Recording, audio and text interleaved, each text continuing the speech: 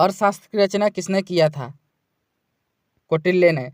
अर्थशास्त्र की रचना कौटिल्य ने किया था। कौटिल्य का अन्य नाम विष्णुगुप्त या चाणक्य था।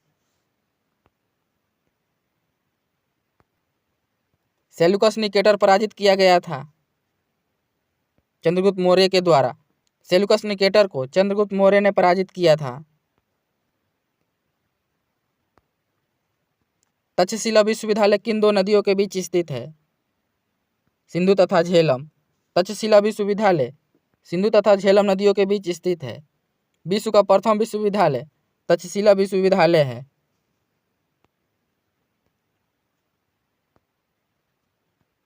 यूनानियों को भारत से बाहर किसने निकाला था? चंद्रगुप्त मौर्य ने। यूनानियों को भारत से बाहर चंद्रगुप्त मौर्य ने निकाला था। कलिंग का युद्ध कब हुआ था? 261 ईसा पूर्व में। कलिंग का युद्ध 261 ईसा पूर्व में हुआ था।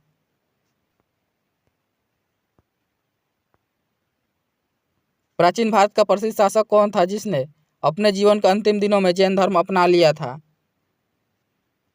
चंद्रगुप्त ने। शिलालेखों में किस राजा को देवनाम प्रियदर्शी कहा गया है? अशोक को।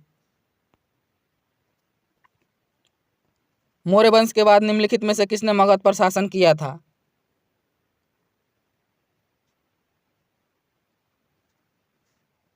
हर्यक वंश ने। मौर्य वंश के बाद मगध पर हर्यक वंश ने शासन किया था। हर्यक वंश की स्थापना बिंबिसार ने किया था।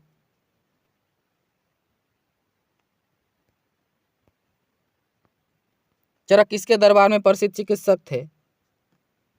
कनिष्क के। चरक कनिष्क के दरबार में एक प्रसिद्ध चिकित्सक थे।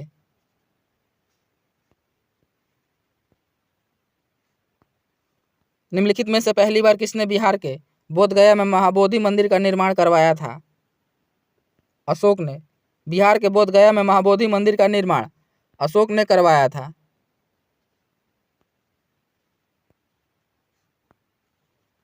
निम्नलिखित में से किसने सांची के स्तूप का निर्माण करवाया था? अशोक ने। सांची के स्तूप का निर्माण अशोक ने करवाया था। सांची का स्तूप मध्य प्रदेश में है। निम्नलिखित में से वह महानतम कुषाण नेता कौन था जो बौद्ध बन गया था? कनिष्क। कुषाण वंश की स्थापना कड़फिस ने किया था।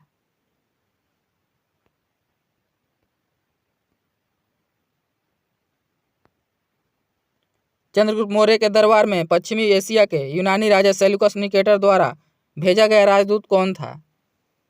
मेगास्थनीज। चंद्रगुप्त मौर्य के दरबार में पश्चिमी एशिया के यूनानी राजदूत सेल्यूकस निकेटर के द्वारा भेजा गया राजदूत मेगास्थनीज था। भारत आने वाला प्रथम व्यापारी मेगास्थनीज था। यह 1498 में भारत आया था।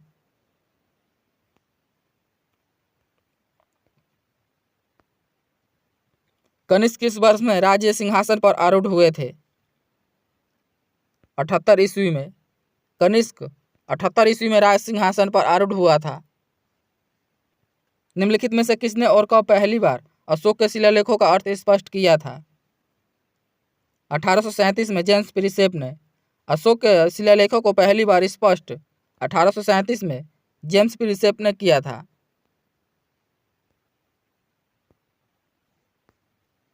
संगम काल में रोमन व्यापार का केंद्र था मुसिरी। संगम काल में रोमन व्यापार का केंद्र मुसिरी था।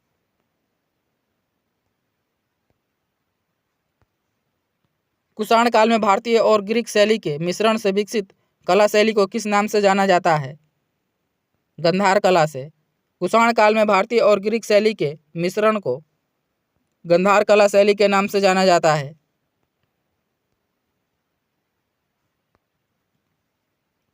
राजा खारवेल किसके चैदी वंश के महानतम शासक थे? कलिंग के।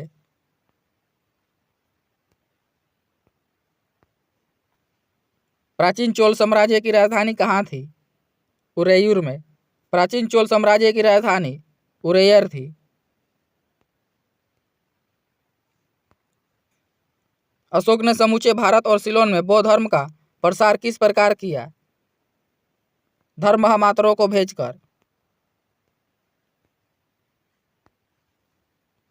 किस शिला राजा देश में अशोक ने कलिंग युद्ध में हताहतों का उल्लेख किया है और युद्ध त्याग की घोषणा की? बिंदुसार के शासन के दौरान अशांति कहाँ थी? तक्षशिला में। बिंदुसार के शासन के दौरान अशांति तक्षशिला में था।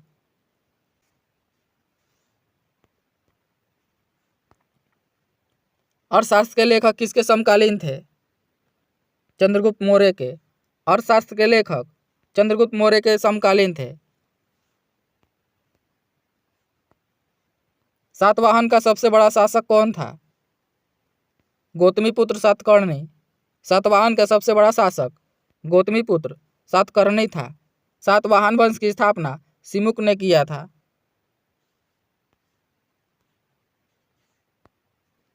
चंद्रगुप्त मौर्य ने अपना अंतिम दिन कहाँ व्यतीत किया था? श्रवणबेलगोला में। चंद्रगुप्त मौर्य ने अपने जीवन का अंतिम दिन श्रवणबेलगोला कर्नाटक में व्यतीत किया था। चंद्रगुप्त मौर्य ने जैन धर्म की शिक्षा भद्रबाहु से लिया था।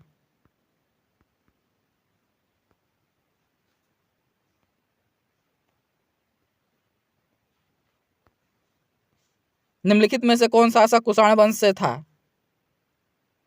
कडफिस प्रथम। कुषाण वंश से संबंधित शासक कडफिस प्रथम था।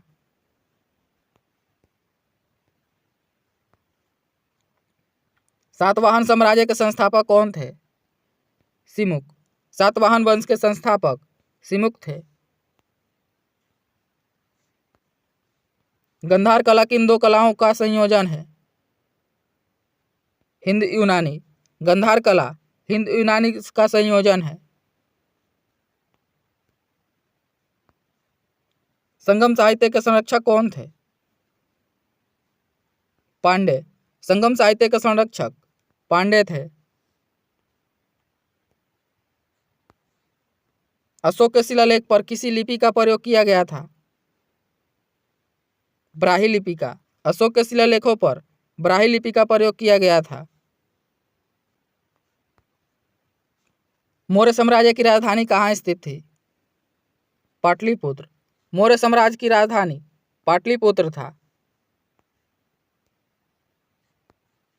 भारतीय कला का वह कौन सा स्कूल है जो ग्रीको रोमन बौद्ध आर्ट के नाम से भी जाना जाता है?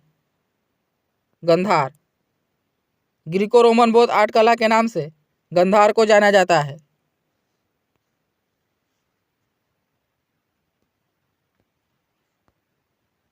धम्म की शिक्षा देने के लिए अशोक ने किन पदाधिकारियों की नियुक्ति की थी?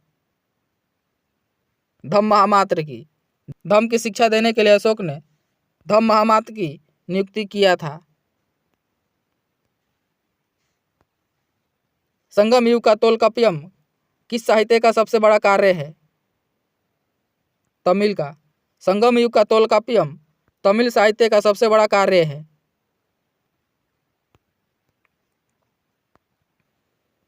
भारत सरकार के प्रतीक में निम्नलिखित में से कौन मौर्य वंश से अपनाया नहीं गया है? सत्यमेव जयते। नंद राजवंश का संस्थापक कौन था? महापद्म नंद। नंद वंश का संस्थापक महापद्म नंद था। नंद वंश का अंतिम शासक धन्नानंद था।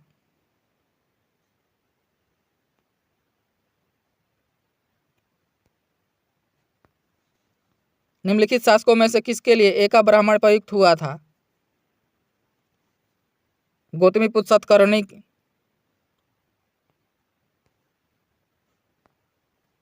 ग्रीक लेखकों द्वारा अग्रमीज या जंड्रमीज किसे कहा गया है?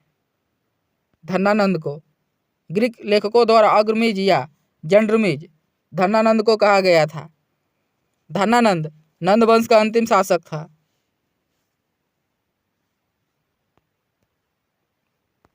निम्नलिखित में से किसकी जानकारी अशोक के शिलालेखों में मिलती है? जीवन व्रत, आंतरिक नीति, विदेश नीति, इनमें सभी। निम्नलिखित में से किसने सांची के स्तूप का निर्माण करवाया था? अशोक ने। सांची के स्तूप का निर्माण अशोक ने करवाया था। कुषाण साम्राज्य के संस्थापक कौन थे? कुजुल कडफिसेस। कुषाण वंश के संस्थापक कुजल कडफिसेस थे।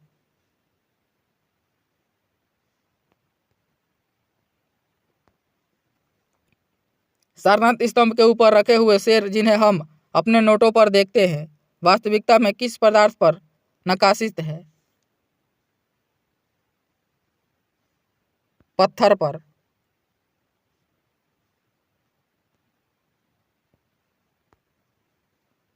सारनाथ स्तंभ का चक्र निम्न में से किसे इंगित करता है? प्रगति को।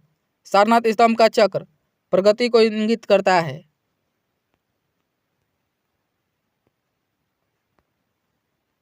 निम्न में से कौन सा तत्व धम्म में वर्णित नहीं था?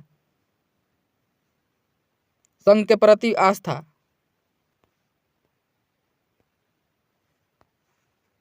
धम्मेक स्तूप निम्नलिखित में से किस स्थान पर स्थित है? सारनाथ में। धम्मेक स्तूप सारनाथ उत्तर प्रदेश में है। धम्मेक स्तूप का निर्माण अशोक ने करवाया था। चोल साम्राज्य के संस्थापक का नाम बताएं जिसने तंजौर पर कब्जा किया और जिसके बाद आदित्य प्रथम राजा बना था। विजयालय। सारनाथ में स्थित स्तूप का निर्माण महान मौर्य सम्राट अशोक ने किया था। यह भारत में स्थित प्रमुख बौद्ध संरचनाओं में से एक है। धम्मेक।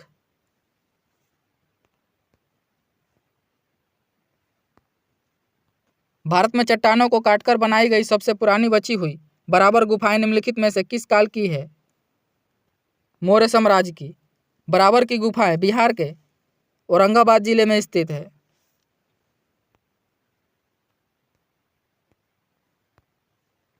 सिकंदर ने भारत पर कब आक्रमण किया था? 326 ईसा पूर्व में। सिकंदर ने भारत पर 326 ईसा पूर्व में आक्रमण किया था। तमिल महाकाव्य शिल्पाधिकारम का लेखन किसने किया था? इलंगो आदिगल ने। तमिल महाकाव्य शिल्पाधिकारम के लेखक इलंगो आदिगल थे। निम्नलिखित में से किसे देवनाम्पीय के नाम से जाना जाता है? अशोक को। प्राचीन भारत में गंधार कला किस साम्राज्य के समय विकसित हुआ था? कुषाण के।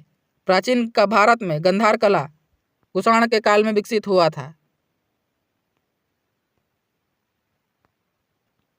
निम्नलिखित में से कौन से स्तंभ शैलकर्तित स्तंभों को दर्शाते हैं? मौर्य स्तंभ। तीन विभिन्न कालों अर्थात मौर्य काल, गुप्त काल और मुगल काल के शिलालेखों से युक्त एक स्तंभ कहाँ स्थित है? इलाहाबाद प्रयाग में।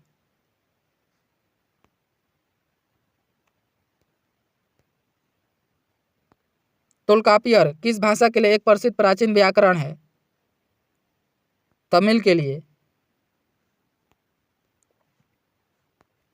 लगभग 600 वर्षों तक परित्यक्त रहने के बाद सांची की खोज किस वर्ष की गई थी? 1818 में।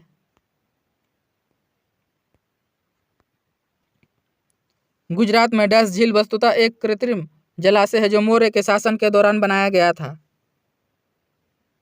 सुदर्शन झील।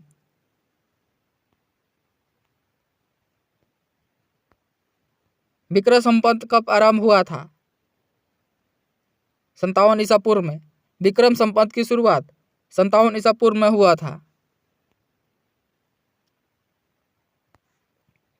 इनमें से किस राज्य में अशोक की जोगढ़ शिला राजाज्ञा स्थित है? ओडिशा में।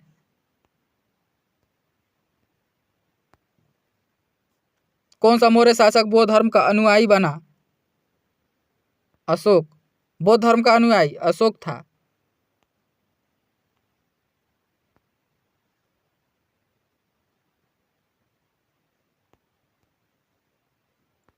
प्राचीन भारत में वाकाटक राजवंश के संस्थापक कौन थे? विंध्य शक्ति। प्राचीन भारत में वाकाटक राजवंश के संस्थापक विंध्य शक्ति थे। निम्न में से किस शासक ने अपनी प्रजा और अधिकारियों के लिए पत्थर की सतहों पर अपने संदेश उत्कीर्ण किए थे? अशोक ने। कंटक शोधन नामक न्यायालय का प्रचलन किस साम्राज्य में था? मौर्य साम्राज्य में। कंटक शोधन नामक न्यायालय का प्रचलन मौर्य काल में था।